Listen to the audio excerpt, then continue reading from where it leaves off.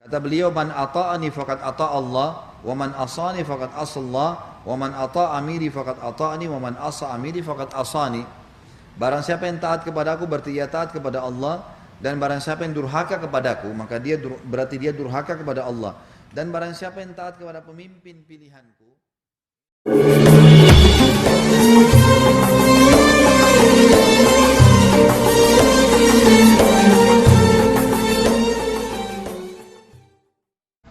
Kemudian sabda Nabi SAW juga tentang kelebihan yang diberikan untuk beliau dan tidak diberikan untuk nabi-nabi sebelum beliau. Fuddiltu, hadis ini diriwayatkan oleh Imam Muslim dan Imam Tirmidzi.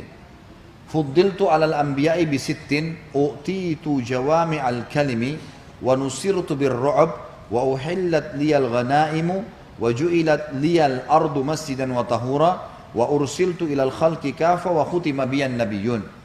Aku diutamakan atas para nabi dengan 6 perkara. Nabi-nabi lain tidak punya nih. Yang pertama, aku dikaruniai jawami al-kalim. Ini artinya kemampuan berbicara singkat dan padat. Seperti contoh sabda Nabi SAW, la darar wa la dirar. Tidak boleh menyusahkan, tidak boleh disusahkan, gitu kan. Ini makna pendek tapi luar biasa bobotnya, gitu kan. Man ghasyana falaysa minna. Siapa yang menipu kami bukan golongan kami. Ringkas, padat, banyak hukum di dalamnya, gitu kan. Jadi namanya jawami al-kalim. Itu kelebihan pertama. Yang kedua, aku diberi pertolongan atas musuh dengan rasa takut. Dalam hadis lain dikatakan, musuhku akan takut dari jarak perjalanan sebulan. Jadi sebelum Nabi SAW menyerang, mereka sudah takut. Sebulan sebelumnya. Kemudian yang ketiga, dihalalkan bagiku harta rampasan perang, ghanimah. Kalau di zaman dulu nabi-nabi sebelum Nabi Muhammad SAW, kalau mereka menang di kancah peperangan, pedangnya, perisainya, harta rampasan perang dari musuh dikumpulin di satu tempat, lalu nabinya berdoa, Allah turunkan petir dari langit, dibakar, terbakar. Tapi di zaman Nabi SAW tidak. Ghanimah jadi halal buat mujahidin. Yang keempat, bumi ini dijadikan masjid dan suci bagiku. Semua bumi boleh dibangun di masjid. Selama itu bukan tanah milik orang lain, memang masih umum, boleh dibangunin masjid, ya. Dan makna yang lain adalah semua tempat boleh dijadikan sebagai masjid sholat. Misal gini, Bapak Ibu punya rumah 1000 meter, lalu Bapak Ibu niatkan, enggak deh saya mau, atau saya mau wakafin depan rumah saya 10 kali 10. Rumahnya 1000 meter, wakafin 100 meter untuk masjid. Disekat sama tembok saja, walaupun tidak ada kubahnya, dipakai sholat 5 waktu, pakai Jumat, sudah hukumnya hukum masjid. Padahal tadinya rumah. Gereja dibeli misalnya, diganti jadi masjid, boleh. Karena dasarnya semua bumi itu bisa jadi masjid. Dan semua tanahnya suci. Tidak batal wudhu kita kalau kita lagi jalan di atas bumi, injak-injak tanah, tidak pakai sendal. Kecuali jelas di situ ada kotoran, baru batal. Kalau enggak. Ini termasuk hal hukum-hukum yang berhubungan dengan fikih. Lalu selanjutnya kata Nabi SAW, dan aku diutus kepada seluruh manusia dan dengan pula kenabian ditutup. Sabda Nabi SAW yang lain adalah hadis diriwayatkan oleh Imam Bukhari.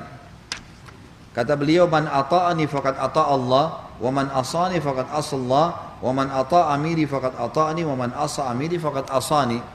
Barang siapa yang taat kepadaku berarti ia taat kepada Allah, dan barang siapa yang durhaka kepadaku maka berarti dia durhaka kepada Allah.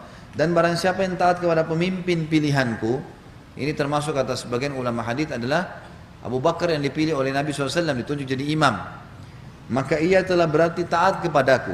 Dan barang siapa yang durhaka kepada pemimpin, ya, yang pilihanku, maka ia telah durhaka kepadaku. Jadi saksi bahasan sini Nabi SAW mengunjuk dirinya sebagai Nabi. Juga hadis Nabi SAW yang lain riwayat Darul Qutni, dan hadis ini dinyatakan hasan. Kata beliau SAW, innal jannata hurrimat alal anbiya'i kullihim hatta adkhulaha, wa hurrimat alal umami hatta tadkhulaha ummati. Sesungguhnya surga diharamkan atas seluruh nabi sehingga aku memasukinya, dan diharamkan pula atas seluruh umat sebelum umatku memasukinya.